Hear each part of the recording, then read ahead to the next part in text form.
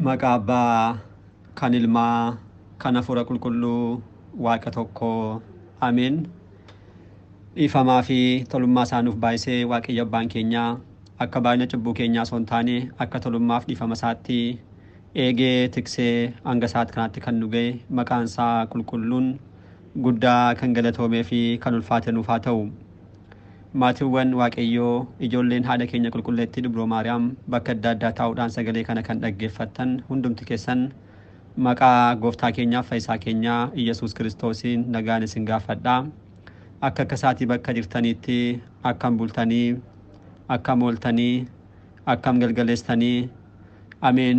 Galateeffamuun amala uumaa keenyaa fayyisaa keenyaa Iyyasuus Kiristoos kan ta'e maqaan isaa baddaa samii irratti afaan qulqulloota ergamoota isaatiin afaan qulqulloota abbootii keenyaa harmoolii keenyaadhaan kan galateeffamu nu birattis guddaa kan galatoomee fi kan ulfaate nuuf haa ta'u.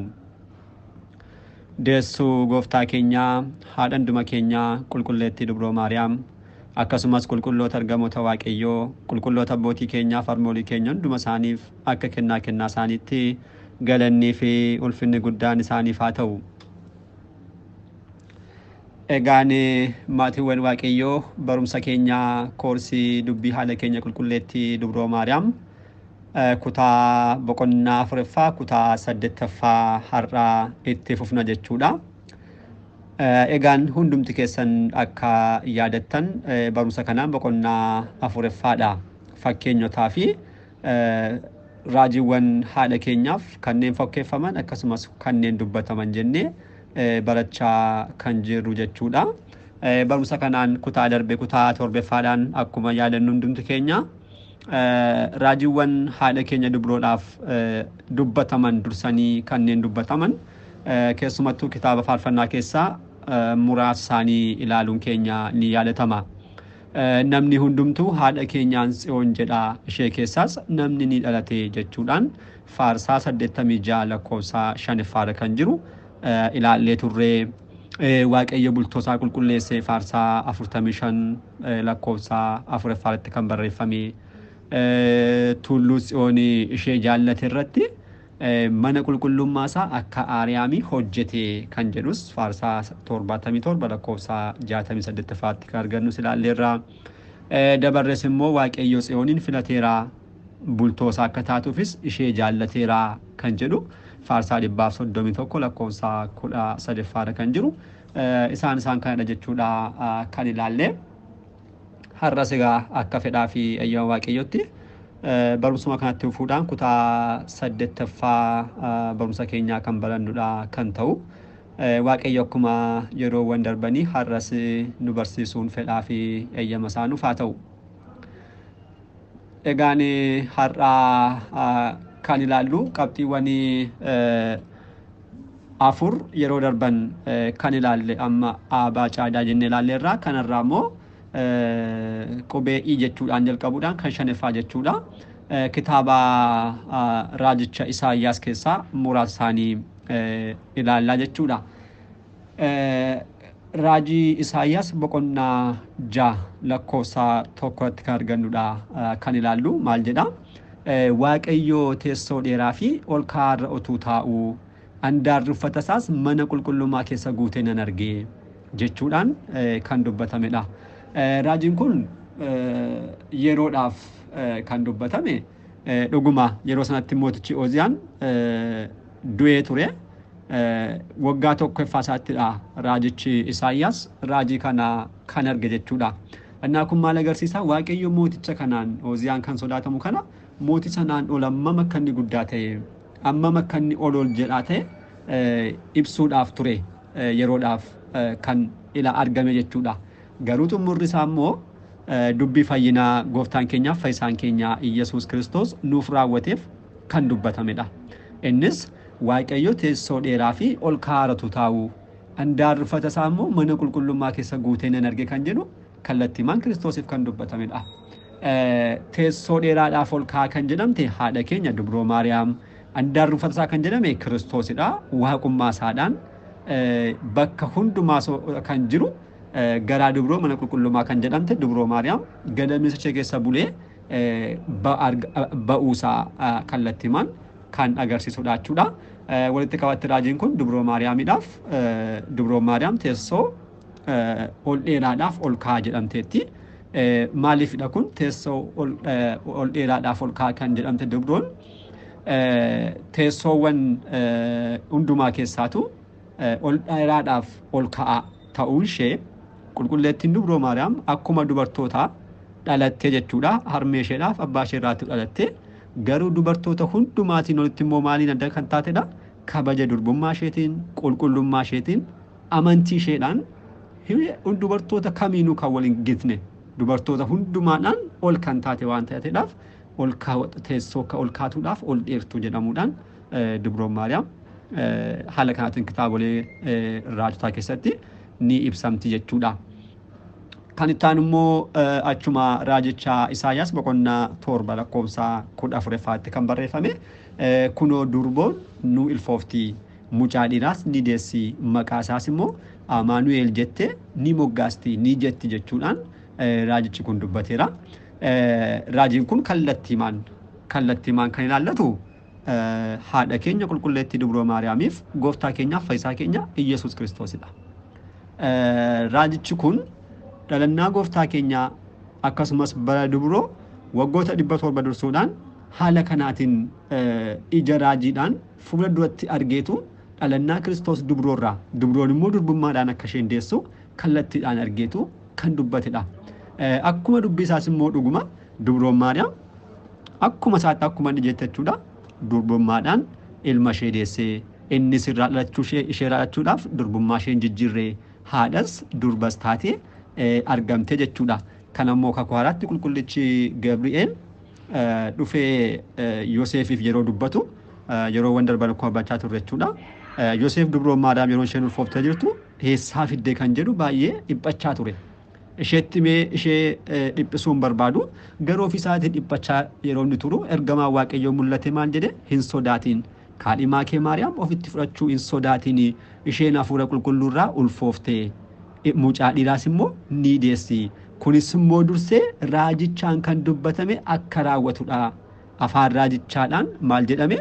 Kunoo dubroon dubrummaadhaan ni ulfoofti. Mucaa dhiiraas immoo ni deessi. Maqaa isaas immoo Amaanu'eel jettee ni moggaafti kan jedhu akka raawwatuuf jedheetu qulqulluun Gabri'eel kana hiikee Yoosefiif dubbateera. Kanaaf kun kallattiimaan haadha keenya dubroodhaaf kan dubbatamedha jechuudha. Ittaanu kan ilaallu sadeeffaa qabxii torbaffaa kan ta'u jechuudha. Kitaabummaa kitaaba raajicha Isaayyaas boqonnaa 11 lakkoofsa 1 kan jirudha. Maal jedha? Hidda isa irraa latiin ni baati. Abaaboonis immoo ishee irraa ni ba'a jedha. Raajicha Isaayyaas boqonnaa 11 lakkoofsa 1. Hidda isa irraa latiin ni baati. Abaaboonis immoo ishee irraa ni ba'a kan jedhudha. Kun kallattiimaan icciitii jecha Waaqayyoo kan jedhame gooftaan keenyaaf fayyisaan keenya Yesuus Kiristoos qaama saaddaadhaan haadha keenya dubroo Maariyaam irraa foon ishee irraa foon lubbuu ishee irraa lubbuu fudhatee nama ta'uusaa kan ibsudha.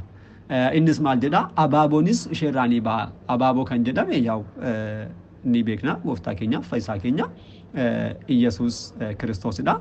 Abaaboon kun kan ba'e irraa dubroorraa. Dubroon immoo isaa baatee hidda isa irraa latiin ni baati. Latii kan jedhamte dubroo Maariyaam. Latiin kun immoo isaa baatee hidda isa irraa baate. Kun immoo dhugumadha. Hidda isa irraa akka isheen baate. Hidda isa jechuun abbaa Daawitidha. Dubroo Maariyaam immoo sanyii ishee sanyii Daawit irraa sanyii Yihudaa keessaa sanyii Yihudaas akkasumas sanyii lubootaas ni qabdi. Dursee yeroo tokko Daawit dhimma biraadhaaf Waaqayyoo duratti yeroo inni subaayee qabatee ture Waaqayyoo icciitii kana ibseeraaf. Wuddaasee Maariyaam kan guyyaa kamisaa irratti akkuma ilaalle dhuguma Kiristoos sanyii Daawit keessaa akka dhalatu mul'ataan isaaf mul'ise jechuudha. Inni subaayee kan qabate waan biraa ture. Kiristoos garuu icciitii nama ta'uusaa dhuguma sanyii isaa irraatu akka dhalatu Daawitiif mul'ise jechuudha. Kanaaf dubroon sanyii Daawit sanyii isa irraa kan baate latii kan jedhamte isheedha. Ishee irraa immoo abaaboon kan jedhame Kiristoos hundumaadhaaf kan ibsu jechuudha. Inni isheerraatu dhalachuu isaa kan agarsiisudha jechuudha. Kan egaa icciitii kana kitaabolee qulqullaa'oo akkasumas galatoo dubroo maariyaamii kitaabolee qulqullaa'oo karaa hafuura qulqulluudhaan kan hiikee galatoo dubroo maariyaam kan barreesse qulqullichi Efreem icciitiin kun isaaf galee jechuudha. Maal jedhee barreesseera? Hidda isee irraas kan baate abaaboo urgaa tolaa qabdu sidha jechuudhaan haala kanaatiin dubbateera jechuudha. Kun dubroo maariyaamiidhaaf dubbatameera jechuudha. Qabxii torbaffaa kan ilaalle raajii Isaayaas boqonnaa 11 lakkoofsa 1 kan jirudha jechuudha. Kan biraa kan ilaallu achuma kitaaba macaqasne boqonnaa 60 lakkoofsa 14 kan argamudha. Maal jedha? Ilmaan warreen si cunqursan gugguufanii gara kee ni dhufu. Kanneen si tuuffatan hunduu gara kophee miila keettis ni sagadu. Magaalaa Waaqayyoo kan qulqulluu Israa'el kan taate Tsiyoon siin jedhu jechuudhaan dubbatamee ni arganna. Ilmaan warreen si cunqursan gugguufanii gara kee ni dhufu. Kanneen si tuuffatan hunduu gara kophee miila keetti ni sagadu. Magaalaa Waaqayyoo kan taate magaalaa Waaqayyoo kan qulqulluu Israa'el kan taate Tsiyoon siin jedhu jechuudhaan ibsa. Kun kallattii maal jechuudha? Dubroo maariyaamiidhaaf kan dubbatamedha. Icciitiin isaa jechuudha gaafa kallattii maal ilaallu shakkitoonni waa'ee barumsa dubroo maariyaamitti shakkii jalqabaa kanneen dabarsan kan akka Helvidiyeesiif Nisxiroos isarraas immoo kaasanii ijoollee jarreen kanaa kan ta'an hundumti isaanii jechuudha.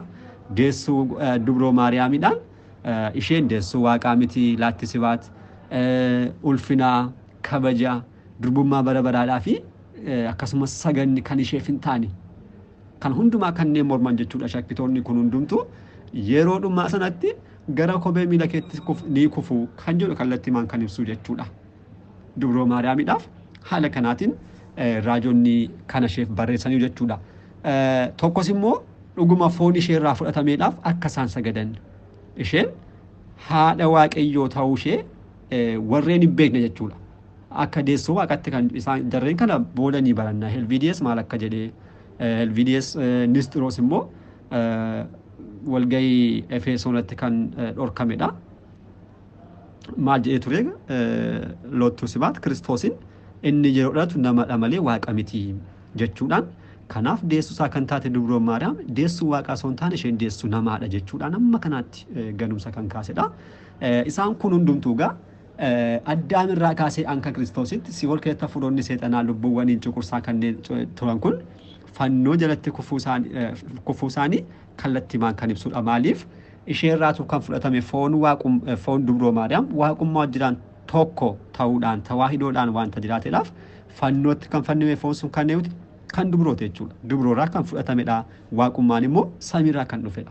Kanaaf icciitiiwwan kana qabatee caqasni kun haala kanaatiin ni hiikamaa jechuudha. Ergaan waliigalaa caqasagaa guyyaa tokkoyyuu qulqullummaa dubrummaa araarsummaa dubroo maariyaam amananii kanneen hin beekne yeroon itti isaan kufanii sagadaa haadha waaqummaadhaaf kan isheef ta'u jechuudha. Yeroon isaan itti sagadan akka dhufu kallattii maan kan ibsudha. Kun raajiidhaan kan ta'e gara fuulduraatti kan raawwatamudha jechuudha. Namoonni tokko tokko kana Tsiyoon kan jedhamte gara fuulduraatti kan ilaallu yoo ta'u magaalaa daawwitiidha malee dubroodhaaf kun hin dubbatamne jechuudhaan yeroon isaan itti kaasan ni ilaalla. Kana gara fuulduraatti bal'inaan kan ilaallu yoo ta'u namoota dhukkuba akkasiidhaan qabamaniidhaa fi kallattii maan tulluus haa ta'u biyyas iddoo isaan itti kophee qaban mee namoonni kun ofuma isaanii ofaa ilaalanii magaalaa isaa taatu tulluus haa taatu salphaamatti kana kuffisee darbuu hin dandeenya. Kophee kan qabu dhala namaadha malee magaalli isaa taatu wanti biraas kophee hin qabdu. Annaa dubroo maariyaamiidhaaf haala kanaatiin dubbatameera jechuudha. Kun egaa raajota keessaa warreen lammaffaa akka lammaffaatti kan ilaalle raajicha Isaayaasiin kan barreeffame kitaaba raajii Isaayaas keessaa muraasa isaanii kan kaasnedha. Warreen biroo immoo gara fuulduraatti kan ilaallu raajicha Hisqiyaalis kan dubbate kan Daani'el keessaas raajiiwwan muraasa funaanne isaaniin immoo kutaattaanuun qabannee kan dhufnudha kan ta'u har'aaf asuma irratti nu haa ga'u. Abbaa sagalichaa kan ta'e Waaqayyo Abbaa keenyaaf galannii fi ulfinni guddaan isaaf haa ta'u. Eebbi gargaarsi kadhannaan haadha keenya Dubroo Maariyaam hunduma keenya irraa haa bulu. Kutaa itti aanuun hanga deebinutti nagaa Waaqayyootiin turtii gaarii galanni Waaqayyoof.